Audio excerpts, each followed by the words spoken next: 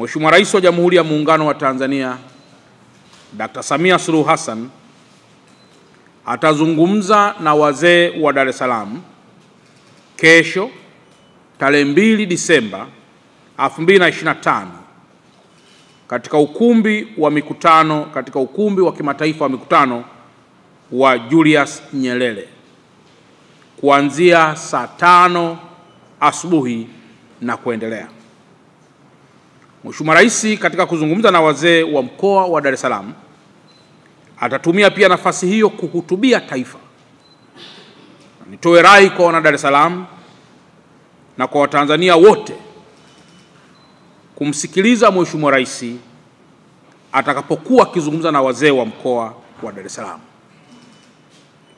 Hii ni moja ya hatua kubwa anayoichukua Mheshimiwa Rais wa Jamhuri ya Muungano wa Tanzania ili kuhakikisha nchi yetu si tu inaendelea kurejea katika amani, lakini pia inaendelea kuwa kitu kimoja, inaendelea kujenga taswira njema ndani na hata nje ya taifa letu, lakini inaendelea pia kukuza na kuimarisha diplomasia yake, ikiwa pamoja pia na kuhakikisha nchi yetu inaendelea kuwa kivutio cha uwekezaji kwa mataifa yote.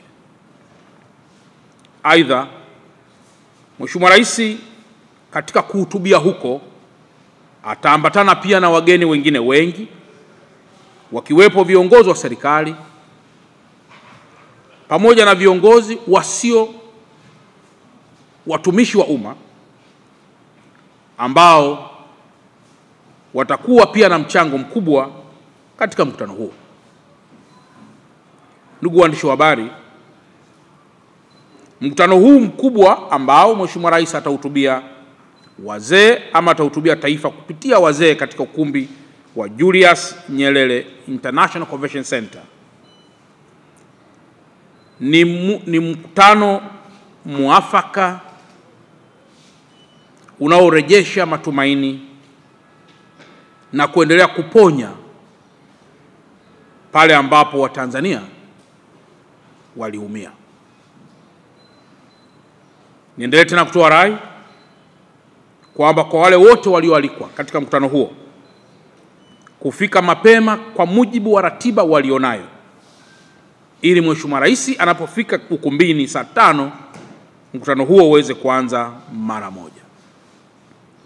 Baada ya kusema haya, niendelee tena kuwaasa wenzangu wa Dar es Salaam kuwa Dar es Salaam bado tuna dhamana kubwa ya kuendelea kulinda amani ya mkoa wetu, na kutokana na umuhimu wa mkoa huu, tutakapoendelea kuharibu mkoa wetu tutahatarisha si tu amani ya mkoa wa Dar es Salaam, lakini pamoja na kusitisha baadhi ya huduma kwenda kwenye mikoa mingine au kutoka kwenye mikoa mingine kuingia ndani ya mkoa wetu. Niendelee tena kuwasihi kwamba sasa ni muda wa kujenga taifa letu pamoja. Sasa ni muda wa kujenga mkoa wetu pamoja. Sasa ni muda wa kulumbana kwa hoja na si kulumbana kwa kuharibu miundombinu au la kwa kufanya fujo zinazoweza kuzikapelekea maumivu na pengine hata kukatisha maisha ya wenzetu. Dar es Salaam tunaendelea kuita kuwa ni kitovu cha amani. Dar es Salaam tunaendelea kuita kuwa ni kitovu cha umoja. Dar es Salaam tunaendelea kuita kuwa ni kitovu cha kiuchumi. Dar es Salaam tunaendelea kuita kuwa ni kitovu cha kidiplomasia na uhusiano wa kimataifa. Na kwa mantiki hiyo, mtu yoyote anayo dhamana pana ya kuhakikisha taswira hizi zote nilizokushazitaja zinalindwa kwa nguvu zote. Tumie tena nafasi hii kumkaribisha zaidi Mheshimiwa Rais katika mkoa wetu ili nasi tuweze kufaidika kwa hotuba yake na maelekezo yake atakayoyatoa kwetu.